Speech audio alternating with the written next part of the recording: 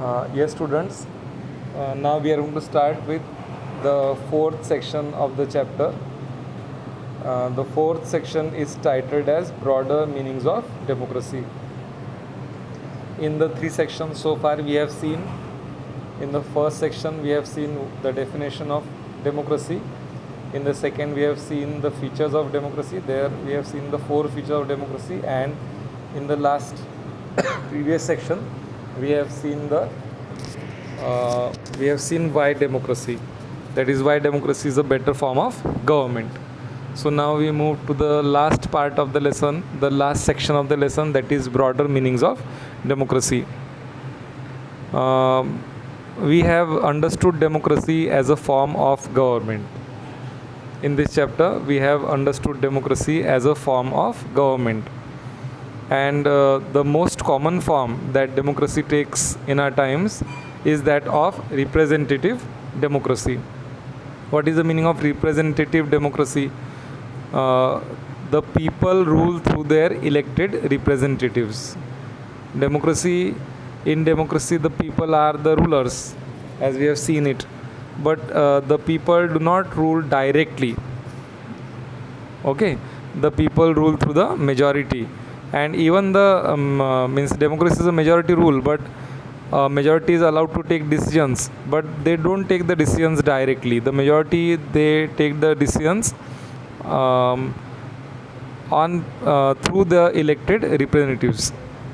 So why the decisions are taken through representatives and not directly by the people? So what is the reason? There are two reasons behind this. One reason is that physically it is not possible for all people to sit together and take a collective decision. Can you imagine that all the eligible voters in India can sit at a place and take a collective decision? So physically it is impossible. And secondly, even if the citizens, if we have some way of making people come together and take a collective decision, still the citizens, it will not be possible, because the citizens do not have the time, the desire, or the skills to take a collective decision. They don't have the skills to take part in all the decisions. So therefore we have this system of elected representatives. So this gives us a clear but minimal understanding of democracy. And yes, this clarity, it helps us to distinguish democracies from non-democracies. Now, but there is one shortcoming, if we call it so, that it does not allow us to distinguish between a democracy and a good democracy. So now the concept is like, what is democracy and good democracy? And secondly, it does not allow us to see the operation of democracy beyond government. So therefore this topic is titled as broader meanings of democracy. We are going to get introduced to a new idea of democracy, not just as a form of government. Okay, but we need to turn to broader meanings of democracy now. Like sometimes we use democracy for organizations other than government. The organizations can be a family or a school or college or a political party. So in respect of them also, the word democracy is used. Like for example, in respect of family, it is quoted like, we read these statements like, we are a very democratic family. Whenever decision has to be taken, we all sit down and arrive at a consensus. My opinion matters as much as my father's, like a child is saying. We can hear this in respect of school also, like, I don't like teachers who do not allow students to speak and ask questions in the class. I would like to have teachers with democratic temperament. And in respect of political party, we may hear like, one leader and his family members decide everything in this party. How can they talk of democracy? So these ways of using the word democracy, they go back to its basic sense of a method of taking decisions. So what is democracy? It is a method of taking decisions. A democratic decision involves consultation with and consent of all those who are affected by that decision. Means, suppose I am taking a decision. So when I am taking a decision, I should take consent of all. I should consult with all, and I should take consult of all those who are affected by the decision which I am going to take. That is what basically democracy is. It is a method of taking decisions. And sometimes we use the word democracy as an ideal standard, to set up an ideal standard, like true democracy will come to this country only when no one goes hungry to bed, or in a democracy every citizen must be able to play equal role in the decision making process. In a democracy everyone should be able to play a equal role in decision making process, and for this you don't need just equal right to vote, but every citizen needs to have equal information, basic education, equal resources, and a lot of commitment. So an understanding of democracy as an ideal reminds us of why we value democracy. At this stage, we need to note that democracy can apply to many spheres of life, and that democracy can take many forms. There can be various ways of taking decisions in a democratic manner, as long as basic principle of consultation on an equal basis is accepted. Means whenever we are taking decision, we are consulting all, and we are holding them equal. We are holding them as equals means we are giving them equal value. We are giving equal value to each and every person. This is what is decision in a democratic manner. Taking decision in a democratic manner is. So the most common form again we are seeing of democracy in today's world is rule through elected representatives. Means when our decisions are taken, we don't take the decisions, but we take the decisions through our representatives. But if a community is small, then there can be other ways of taking democratic decisions. Means here it is called as indirect democracy. I beg your pardon, it is not indirect, it is direct democracy. Means people through elected representatives is indirect democracy, and then there is another way that is called as direct democracy. It is said that in Greece this kind of system existed in the past, that all the people they came together, and it was possible, physically possible for them to come together and take decisions. So this method was adopted in Greece, and this method also is possible even now if the community is small. Like they can sit together and they can take the decisions together. They can sit and take decisions directly. Maybe this is how Gram Sabha should work in a village. Maybe or I said maybe, or this is desirable. This is proper, that the Gram Sabha should work in a village.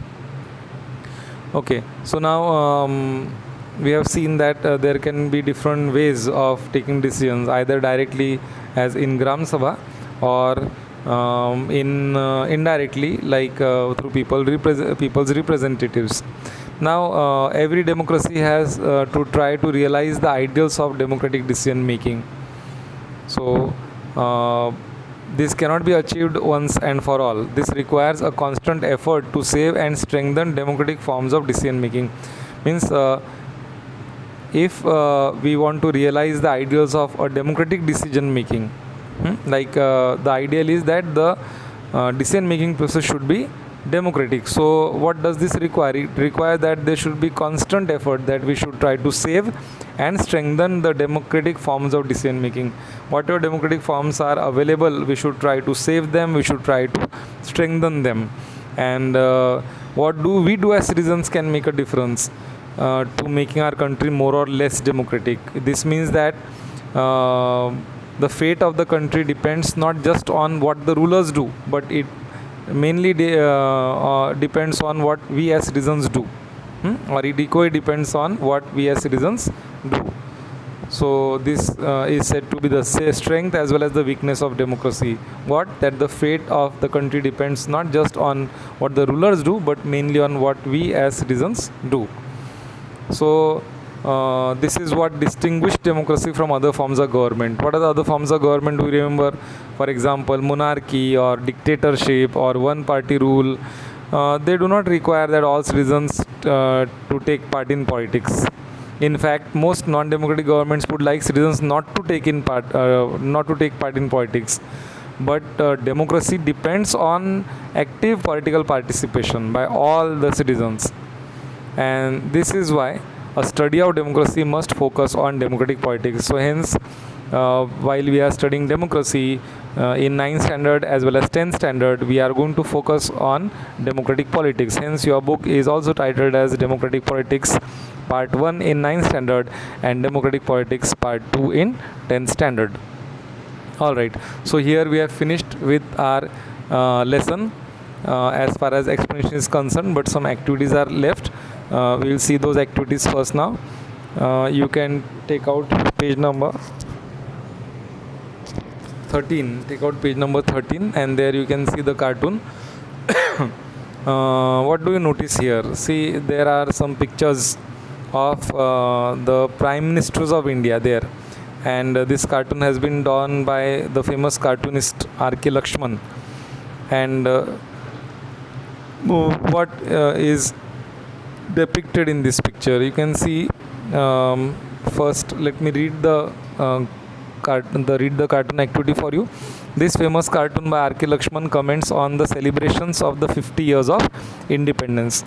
So this is a comment on the celebrations of 50 years of independence.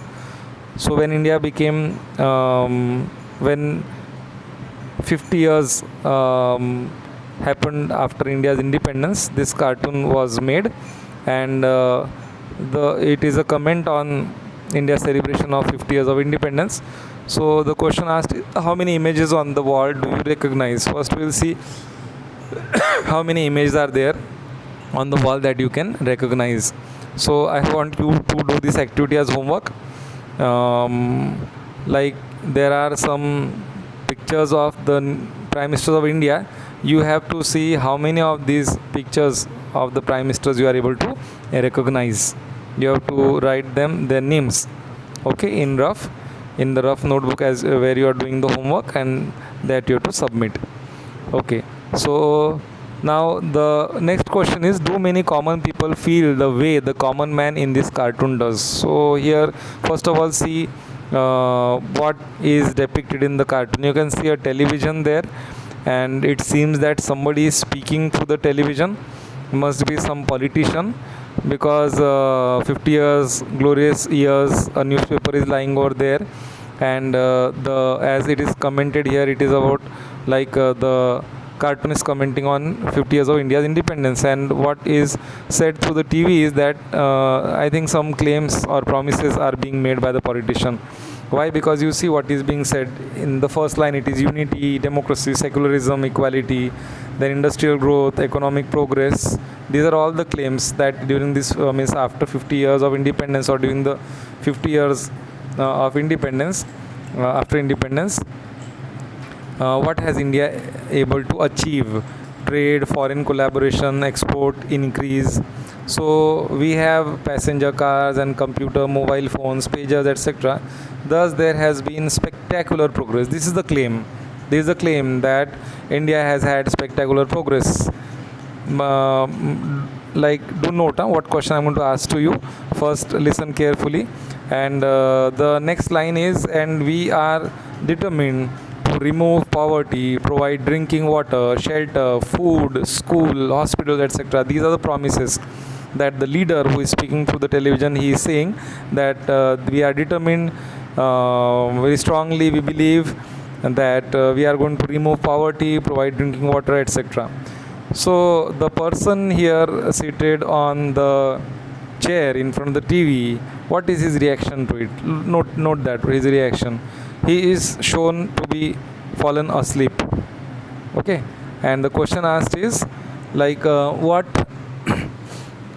do many common people feel the way the common man in this cartoon does? So first of all, what is the common man in this cartoon feeling? And then, do all the common people, or do common people in India, the common man, the common people in India do feel the same as this common man in the picture is feeling? First of all, what he is feeling? He is asleep. In front, the TV is on and he is asleep. Maybe it means that he is whatever promises and claims have been made, he don't find it very interesting, or he has no interest in listening to it, because he doesn't feel that they are true. This is the possibility, and therefore he has fallen asleep. He is finding it very boring, and therefore he has fallen asleep. And I think from this point of view, it is asked that do common feel of India also feel the same? Yes, what do you say? Do many common people in India also feel the same as this common man shown here is feeling? Yes, R.K. Lakshman has called this person as a common man, and you see the reaction of this common man. But do you think all common man have the same reaction? When a politician is speaking, we see that during elections, when the politicians come have their rallies, and so many people are interested to attend the rallies, and they listen to them. They don't fall asleep as this common man is shown to be asleep. So I don't agree with this, that the common people or of course it is not said here that all the common people feel same, but I don't agree that but I don't believe that the common people also feel the same. At least we cannot say together like all common people feel the same or all common people don't feel the same. Yes, there can be different types of people. There can be people who share with means those who have the same feelings as this common man in the picture has, but at the same time there also must be people who are interested in listening to the leaders, what he is saying, like what India has achieved, and they are listening at interest because they believe that whatever promises they are being made, that removing poverty is concerned or providing drinking water or food is concerned, they are not completely ignoring it, because they have got, it is not that India has not done anything for the poor people. India has not been able to remove poverty at all. You know that there are different schemes. Food Security Act is there. It's not that government has not done, and I think many people also believe it, that the government has done a lot, that the government does, if not many things or a lot of things, but the government does certain things for the people, and therefore I don't think that all the people will be having the same reaction as the common man has. Anyway, so this question is optional, it is open ended, different people can have different views about it. I told you my views. Okay, now the one more read to activity is there after this, and it is on page number 12. Yes, first I'll read the question. See, this cartoon was published in Canada just before its parliamentary elections of 2004. Everyone, including the cartoonist, expected the Liberal Party to win once again. When results came, the Liberal Party lost the elections. Is this cartoon an argument against democracy or for democracy? First, see the cartoon. Here, what this person is saying. In the first cartoon, we can see, means the first person speaking here, he says we voters are angry and we are not going to take it anymore. Then the liberals have been arrogant. Liberals is the party, and then they have broken our trust in government. They stole our money, and so on June 28 we are going to do what Canadians do best. We are going to vote them back in. So this I don't think it is against democracy. It is for democracy. This argument is for democracy, because you can see that people there, though they expected, maybe they felt that liberals are going to win, the Liberal Party is going to win, but still this is for democracy, because this person has the right to criticize, and democracy gives the right to criticize. The ruling party also can be criticized in a democracy. So with this we come to an end of this chapter, and I hope you understood this chapter very well, right from the overview where we have seen the summary of the lesson, and the 4 sections of this chapter, right from what is democracy, the features of democracy, and why democracy, and the last part was the broader meanings of democracy.